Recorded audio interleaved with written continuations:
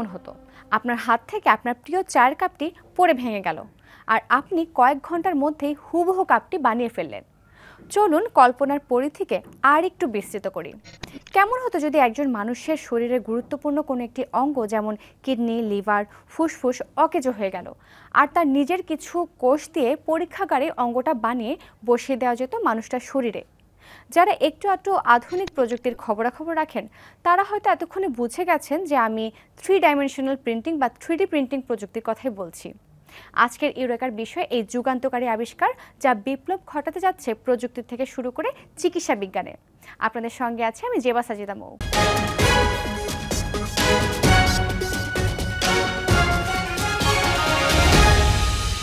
2D বা সাধারণ প্রিন্টারের সঙ্গে 3D প্রিন্টারের অনেক পার্থক্য রয়েছে। সাধারণ প্রিন্টার তরল কালি ব্যবহার করে আপনার ছবি বা লেখাগুলোকে কাগজের উপর সেঁটে দেবে, আর 3D প্রিন্টার কঠিন পদার্থ ব্যবহার করে সত্যিকারের ত্রিমাত্রিক বস্তু তৈরি করে। বিকাশে কম খরচে ক্যাশ আউটের লিমিট বেড়ে 50,000, প্রিয় এজেন্টও 2টা।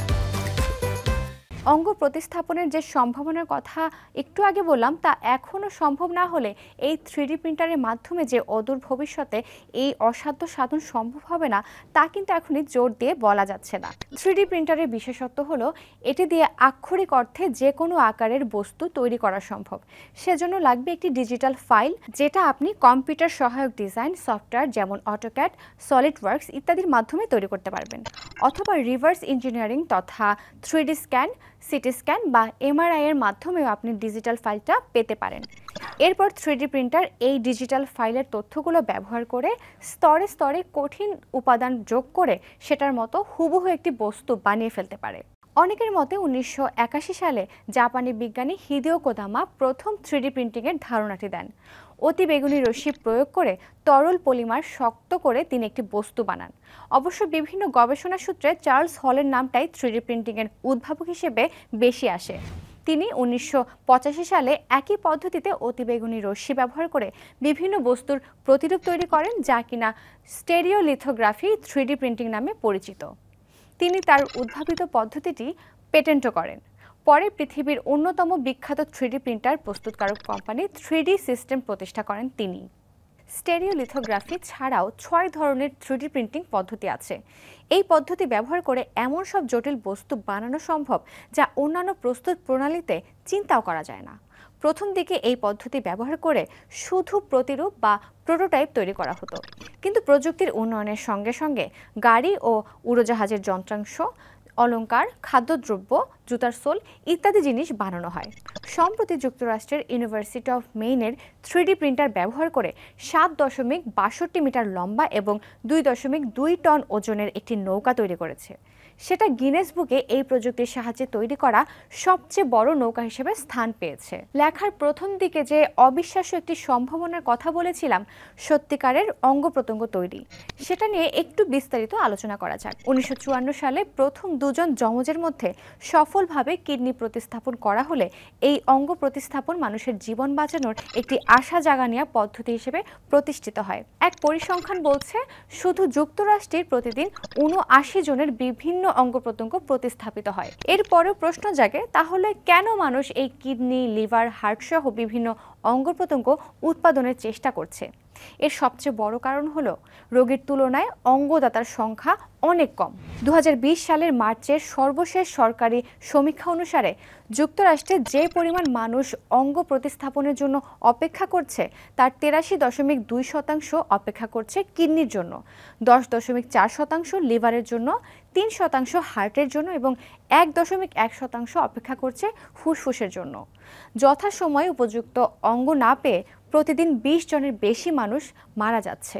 এরই দীর্ঘমেয়াদী সমাধান হিসেবে রোগীর নিজস্ব কোষ ব্যবহার করে তার অঙ্গ প্রত্যঙ্গ তৈরি বা বায়ো ম্যানুফ্যাকচারিংয়ের চেষ্টা মানুষ অনেক দিন ধরে করে আসছে, যাকে কিনা টিস্যু ইঞ্জিনিয়ারিংও বলা হয়। এই ইঞ্জিনিয়ারিংয়ের একটি সাধারণ কৌশল হলো উপযুক্ত বায়োম্যাটেরিয়াল দিয়ে প্রথমে নির্দিষ্ট আকার ও আকৃতির একটি সচ্ছিদ্র কাঠামো বানানো হয় এবং তাতে জীবিত কোষ সংযুক্ত করা হয়। কাঠামোটা সচ্ছিদ্র হওয়া জরুরি, যা কিনা কোষের খাদ্য ও প্রয়োজনীয় গ্যাস সরবরাহ, কোষের বিভাজন ও বিস্তার এবং পরিশেষে টিস্যু পুনর্জন্মে সহায়তা করে। তাহলে ভাবুন, উপযুক্ত বায়োম্যাটেরিয়াল দিয়ে কোনো রোগীর কিডনির আকার ও আকৃতির মতো করে একটি কাঠামো তৈরি করা হলো। এরপর সেই কাঠামোতে ওই রোগীরই স্টেম কোষ সংযুক্ত করা হলো। এখন যদি কোষের প্রয়োজনীয় খাবার ও গ্যাস সরবরাহ করা হয়, তাহলে কোষের বিভাজন ও বিস্তারের মাধ্যমে একসময় একটি কিডনি তৈরি হয়ে যাওয়া সম্ভব। সত্যি কথা বলতে মূল ধারণা এটি হলেও এর সফলতা নির্ভর করে অনেকগুলো উপাদানের সমন্বয়ের উপরে। গবেষকদের মতে অঙ্গ প্রত্যঙ্গ বানানোর কাজটি সফল করতে হলে বিজ্ঞানের বিভিন্ন শাখার 3D প্রিন্টিং প্রযুক্তি, জীববিজ্ঞান, বায়োম্যাটেরিয়াল, রসায়ন, কম্পিউটার বিজ্ঞানের অনেক ভূমিকা আছে। ঠিক এই কারণেই পৃথিবীর বিভিন্ন প্রান্তে যেমন যুক্তরাষ্ট্র, কানাডা, জার্মানি, অস্ট্রেলিয়া, জাপান, চীন, রাশিয়া ও ভারতে টিস্যু ইঞ্জিনিয়ারিং নিয়ে কাজ করা গবেষক দল তৈরি হয়েছে। সেই দলে আছে ইঞ্জিনিয়ার, চিকিৎসক, উপাদান বিজ্ঞানী, রসায়নবিদ ও কম্পিউটার বিজ্ঞানীদের সমন্বয়। আগেই বলেছি, 3D প্রিন্টিং এর সাহায্যে যে কোনো জটিল বস্তু হুবহু বানানো সম্ভব। তাই গবেষকরা অন্তত 2 দশক ধরে 3D প্রিন্টিং এর সাহায্যে নানা রকম টিস্যুর প্রতিরূপ বানানোর চেষ্টা করে আসছেন। 3D প্রিন্টিং প্রযুক্তির সাহায্যে জৈব কালি বা বায়ো ইঙ্কের মাধ্যমে জীবিত টিস্যু তৈরি করার চেষ্টা হচ্ছে। তাই টিস্যু ইঞ্জিনিয়ারিং এ ব্যবহৃত এই প্রযুক্তিকে বলা হয় 3D বায়ো প্রিন্টিং। জৈব কালি সাধারণত বায়োম্যাটেরিয়াল, প্রয়োজনীয় প্রোটিন, ওষুধ কণা, কোষ বিভাজন, বিস্তার সহায়ক জৈবিক উপাদান ও জীবন্ত কোষের মিশ্রণে তৈরি হয়। আশা করা যাচ্ছে 3D প্রিন্টিং ও 3D বায়োপ্রিন্টিং এর পার্থক্যটা আমি বোঝাতে পেরেছি। টিস্যু ইঞ্জিনিয়ারিংয়ে 3D বায়োপ্রিন্টিং প্রযুক্তির ব্যবহারের অন্যতম কারণ হলো এর সাহায্যে দ্রুত কোনো রোগীর প্রয়োজনীয় অঙ্গের বাহ্যিক ও অভ্যন্তরীণ আকার আকৃতি, যান্ত্রিক ও গঠনগত বৈশিষ্ট্য অবিকলভাবে তৈরি করা সম্ভব। এই বৈশিষ্ট্যগুলো নিশ্চিত করা অত্যন্ত জরুরি। সারা পৃথিবী টিস্যু ইঞ্জিনিয়ারিংয়ে 3D বায়োপ্রিন্টিং এর সম্ভাবনা অত্যন্ত গুরুত্ব সহকারে দেখছে। পৃথিবীর বিভিন্ন দেশে বসবাসরত অনেক বাঙালি গবেষক টিস্যু ইঞ্জিনিয়ারিং এর উপরে গবেষণা করছেন।